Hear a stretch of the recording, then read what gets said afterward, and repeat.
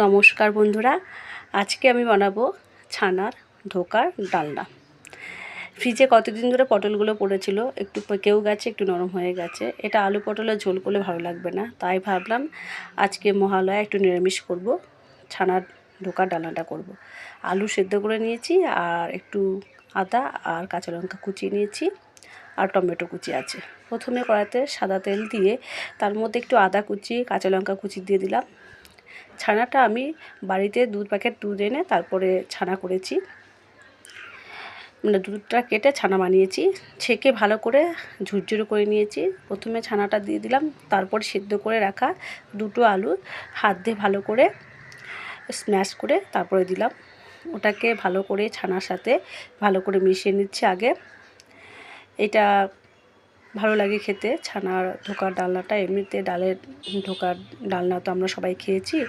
আমি একদিন পটলেরও করেছি, সবুজ অংশ দিয়ে ধোকা করেছিলাম, ভালো হয়েছিল খেতে।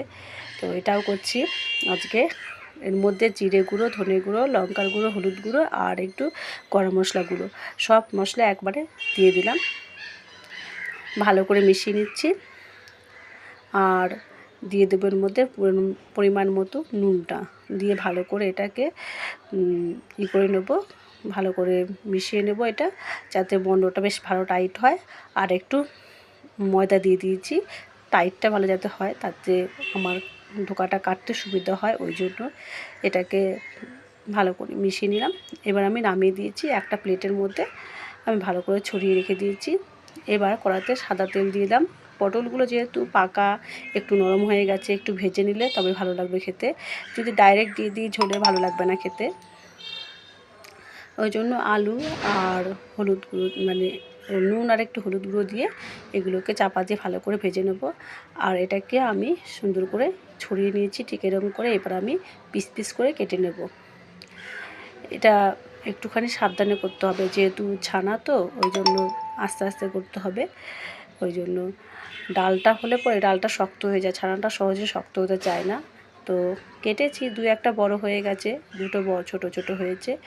তো যাই হোক, ওইভাবেই করে নেব। প্রথমে পটলগুলো ভেজে তুলে নিলাম। এবার আমি কড়াইতে বড় বড় করে রাখা টুকরো করে আলু, সেই আলুটা ভালো করে লাল লাল করে ভেজে নিচ্ছি।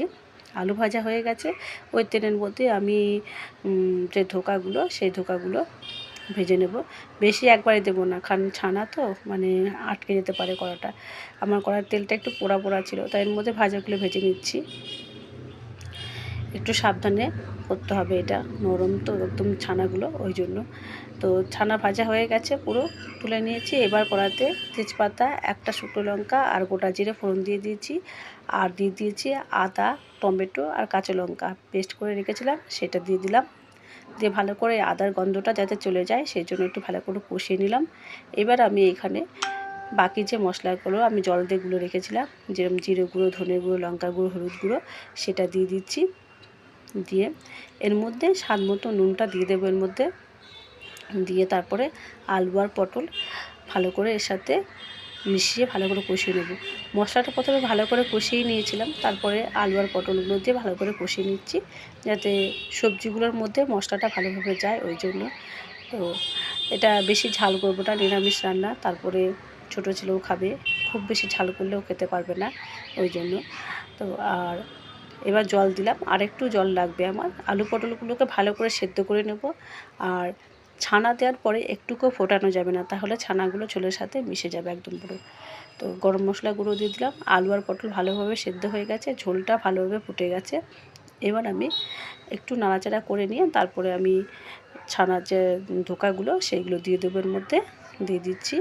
এইগুলো দিয়ে গ্যাসটা অফ করে দিয়েছি, এভাবে নামিয়ে দিলাম। ঠিক আছে বন্ধুরা, কেমন লাগছে বলুন। তো আজকে এটা দিয়ে খাওয়া হয়ে যাবে আমাদের। তো ভালো লাগলে অবশ্যই একটা লাইক, কমেন্ট, শেয়ার করে দেবেন, পারলে চ্যানেলটা সাবস্ক্রাইব করে পাশে থাকবেন। ভালো থাকবেন।